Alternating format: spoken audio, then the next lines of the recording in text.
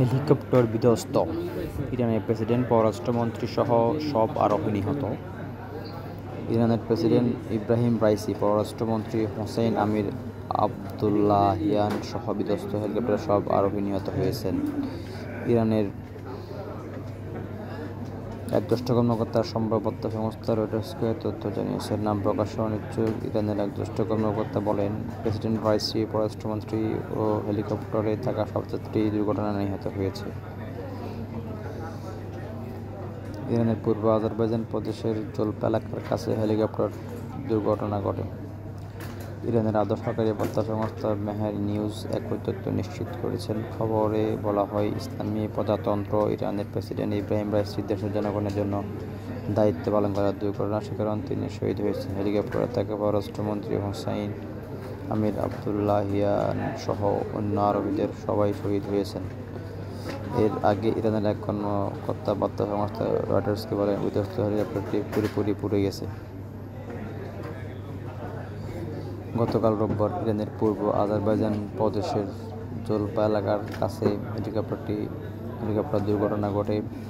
হেলিকপ্টারে ইরানের প্রেসিডেন্ট, পররাষ্ট্রমন্ত্রী ছাড়াও কয়েকজন জ্যেষ্ঠ কর্মকর্তা ছিলেন। দুর্ঘটনাস্থলে উদ্ধার ও অনুসন্ধান দলের সদস্য।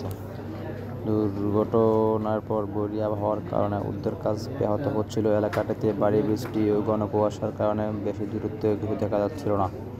বিধ্বস্ত হেলিকপ্টারটি ধ্বংসাবশেষ খুঁজে পাওয়ার কথা আজ সকালে নিশ্চিত করেন ইরানি রেড ক্রিসেন্ট সোসাইটির প্রেসিডেন্ট।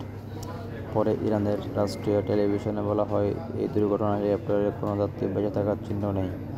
ইরানের রাষ্ট্রীয় বার্তা সংস্থা ইরনা জানিয়েছে, বিধ্বস্ত হেলিকপ্টারটি যুক্তরাষ্ট্রের তৈরি। এটির মডেল বেল 212।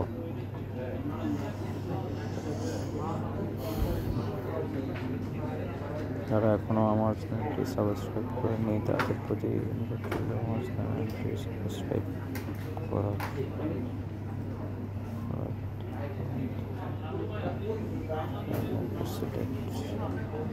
যাতে যারা দেখতে ভিডিওটি সমস্যা হয় তারা এভাবে বড় ছোটো করে ভিডিওটি দেখবেন।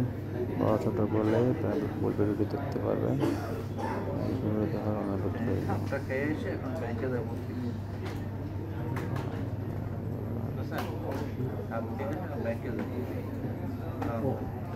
ইরানের প্রেসিডেন্ট ইব্রাহিম রাইসি, পররাষ্ট্রমন্ত্রী হোসেইন আমির আবদুল্লাহিয়ান।